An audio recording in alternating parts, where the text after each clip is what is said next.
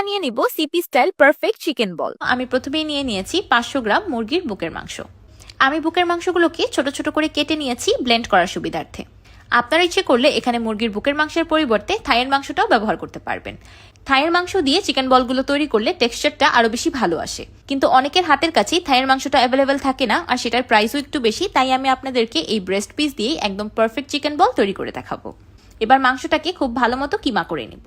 এখানে একটি বিষয় লক্ষ্য রাখতে হবে, মুরগির মাংসগুলো একদম শুকনো অবস্থায় থাকতে হবে। মাংসটা ফুললি কিমা হয়ে গিয়েছে। এবার প্রথমেই এখানে দিয়ে দিব একটি পাউরুটি। আমি পাউরুটিটাকে পানিতে ভিজিয়ে হাত দিয়ে চেপে পানিটা একদম ফেলে দিয়েছি। এবার দিয়ে দিলাম একটি ডিম। চিকেন বলগুলোকে স্পঞ্জি বানাতে ডিমের অনেক বড় একটা ভূমিকা থাকে।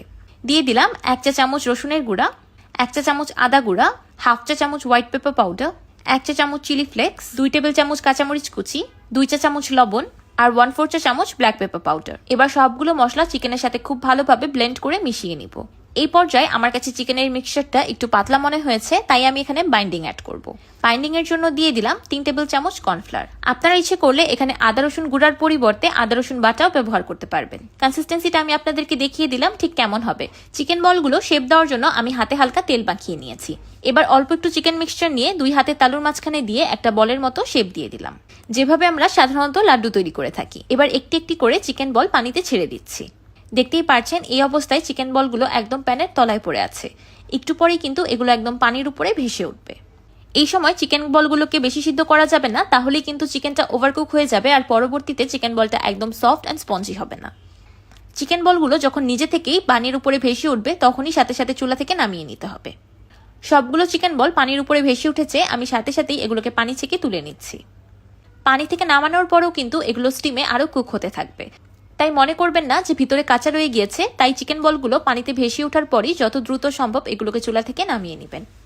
এবার আমি আপনাদেরকে দেখিয়ে দিচ্ছি যে অলরেডি চিকেন বলগুলো কতটা বেশি সফট অ্যান্ড স্পঞ্জি হয়েছে। কি দেখতে একদম লাগছে না একদম দোকানের কিনা চিকেন বলের মতো, ভিতর থেকে একদম স্মুথ অ্যান্ড সফট। আপনারা এই পর্যায়ে চিকেন বলগুলোকে ডিপ ফ্রিজে সংরক্ষণ করতে পারবেন 1 মাসেরও উপরে। চিকেন বলগুলো ভাজার জন্য আমি একটি প্যানে পরিমাণ মতো তেল দিয়ে দিয়েছি। তেলটা হালকা গরম হয়ে এসেছে। এবার আমি সবগুলো চিকেন বল তেলে ছেড়ে দিচ্ছি। চুলার মিডিয়াম আঁচে 2 মিনিটের মতো ভেজে নিলেই হবে। আমি এগুলোকে একদম সিপি স্টাইলে সাদা করে ভেজেছি, আপনারা ইচ্ছে করলে আরো লাল করেও ভেজে নিতে পারেন, কিন্তু এইভাবে কম ভাজলেই কিন্তু চিকেন বলগুলো খেতে বেশি ভালো লাগে। তো তৈরি হয়ে গেল ইশিকা স্টাইল চিকেন বল। আমি যদি এই চিকেন বলগুলোকে বানিয়ে বিক্রি করতাম তাহলে এগুলো সিপির চিকেন বলকেও ফেল করে দিত, আমি এটা গ্যারান্টি দিয়ে বলতে পারবো। দেখতেই পারছেন চিকেন বলগুলো কতটা বেশি সফট অ্যান্ড স্পঞ্জি হয়েছে।